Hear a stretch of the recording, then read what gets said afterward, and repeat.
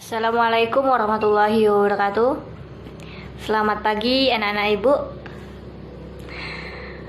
Sebelumnya perkenalkan, nama Ibu Neneng Sawitri, biasa dipanggil Ibu Neneng.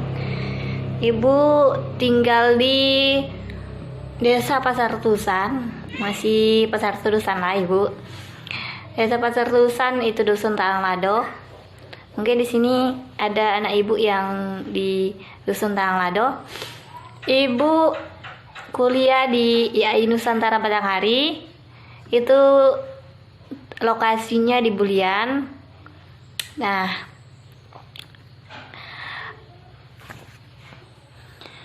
ibu mendapatkan PPL di Mantigo Batanghari.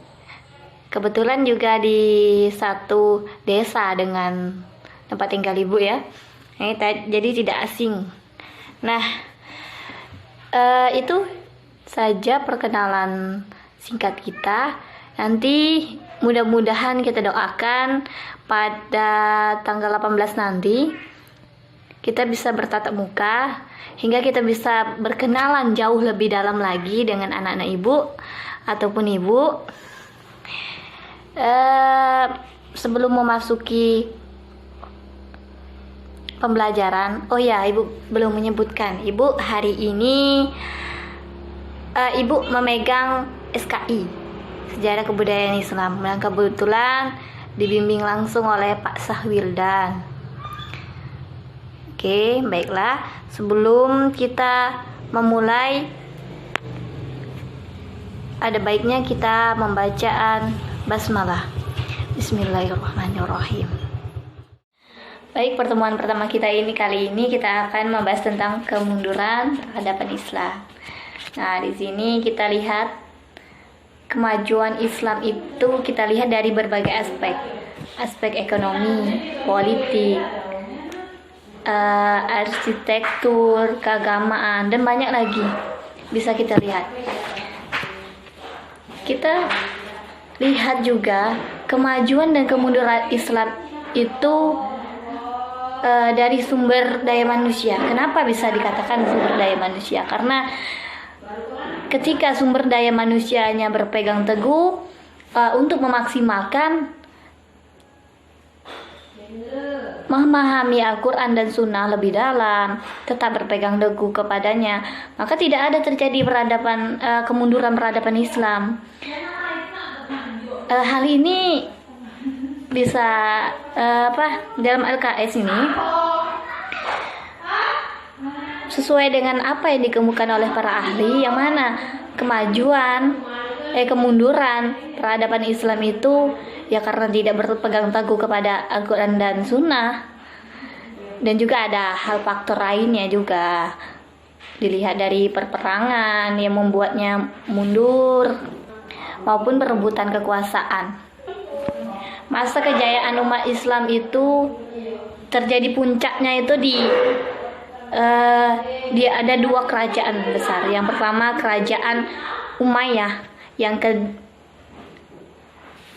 keduanya dinasti Abbasiyah, yang mana kita bisa lihat di dinasti Umayyah itu ditandai dengan meluasnya kekuasaan dan berkembang pesatnya pembangunan.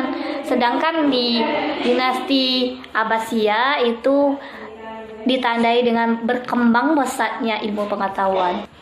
Kemajuan Islam di dinasti Umayyah maupun Abbasiyah itu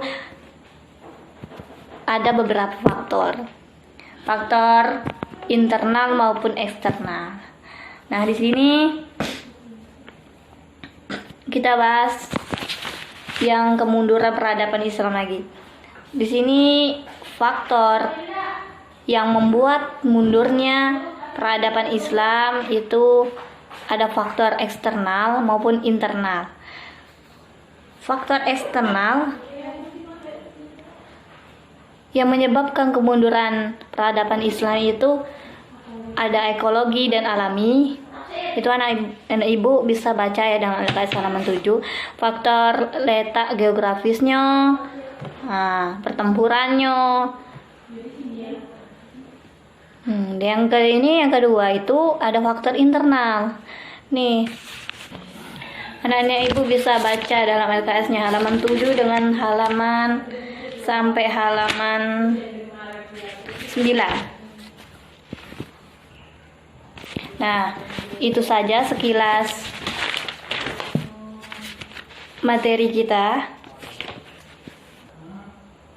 Ibu minta kepada anak-anak ibu untuk lebih dalam lagi, tolong baca LKS-nya, baca LKS-nya mulai dari kemajuan peradaban Islam sampai kemunduran peradaban Islam. Itu baca sampai halaman 9 dulu ya.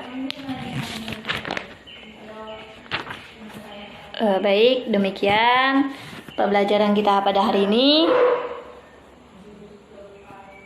Ibu akhiri, wassalamualaikum warahmatullahi wabarakatuh.